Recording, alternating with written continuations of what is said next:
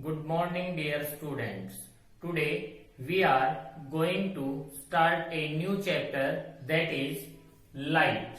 So, in this chapter we will discuss about the light, characteristics of the light, and about the reflection of light, and about mirrors, and also talk about the images and the shadows.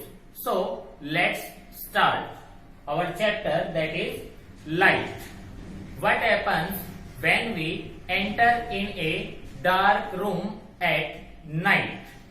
We are not able to see anything in the room because there is no light is present. But what happens when we switch on the electric bulb? The electric bulb produces light, and due to that light we are able to see the objects in the room. So what is light? Light is a form of energy which helps us to see the different objects. So light is a form of energy which sensitizes our eyes and enables us to see the objects. That thing is the light. Now let us discuss about the different characteristics of the light. First, light travels in a straight line. This is the characteristic of light, that light always travels in a straight line. It never travels in a curved path. Second one is, it is the fastest traveling form of energy, and the speed of light in vacuum or in air is approximately 3 lakh km per second. 3 lakh km per second is the speed of light. So this is the fastest traveling form of energy. Another characteristic of light is that the white light which we get from the sun is made up of 7 colors, as we can see in the rainbow. In rainbow there are 7 colors, and this rainbow is formed due to the white light. When white light falls on the teeny water droplets suspended in the atmosphere, this scattering, it scatters and forms rainbow. So white light is a combination of 7 colors, and these 7 colors are Vibrant: violet, indigo, blue, green, yellow, orange and red. These are the 7 colors by which white light is made up of.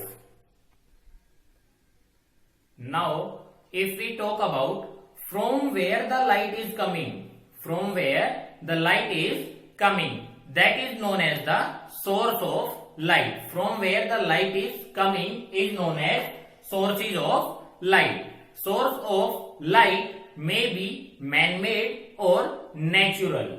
Some natural sources of light like sun, star and some organisms, they produce their own light. So they are natural sources of light. Man-made sources of light, these are the sources which are made by the human beings to produce light. That are man-made sources of light. For example, electric bulb, CFLs and candles. These are some examples of man-made sources of light. If we talk about the bioluminescence, bioluminescence means the organisms which produce their own light. Some organisms which produces their own light are known as bioluminescence. For example, firefly, glowworm, jellyfish, etc. The organisms, how these organisms produces light? the light is produced in these organisms by some chemical reactions which takes place inside the body of these organisms, and also 90% of the organisms which live deep inside the oceans or seas produces their light. So these are known as bioluminescence. Next one is luminous object. Luminous objects are the objects which produces or emits their own light, which have their own light, are known as luminous objects. For example, sun, star, organisms, some organisms, CFL, bulb and candle. These luminous objects can be classified into natural luminous object and man-made luminous object. As the name indicates, natural luminous object, those luminous objects which are naturally occurs in the nature. For example, sun, star and some organisms. These are some natural luminous objects, and artificial luminous objects which are made by the human beings. Those luminous objects which are made by human beings. For example, CFN, electric bulb and candles. These are artificial luminous objects. If we talk about the non-luminous object, non-luminous objects are the objects which do not have their own light, which do not produce their own light. They are non-luminous objects. For example, book, stones, buildings, trees. They don't have their own light, so they are non-luminous objects. Now, a question is there, how we are able to see non-luminous object. As we have discussed, non-luminous don't have their own light. So, how we are able to see the non-luminous objects? For example, book is a non-luminous object. So, how we are able to see the book? We are able to see the book by the reflection of light.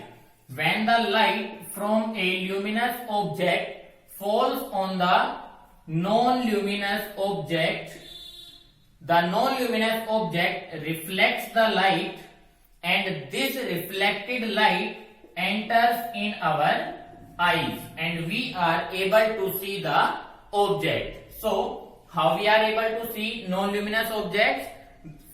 The light from the luminous object falls on the non-luminous object, and after striking with the non-luminous object, the light enters in our eyes. So, we are able to see the non-luminous objects. So, this is all about luminous and non-luminous objects. For the next topics, we will meet in our next video. Thank you. Have a nice day.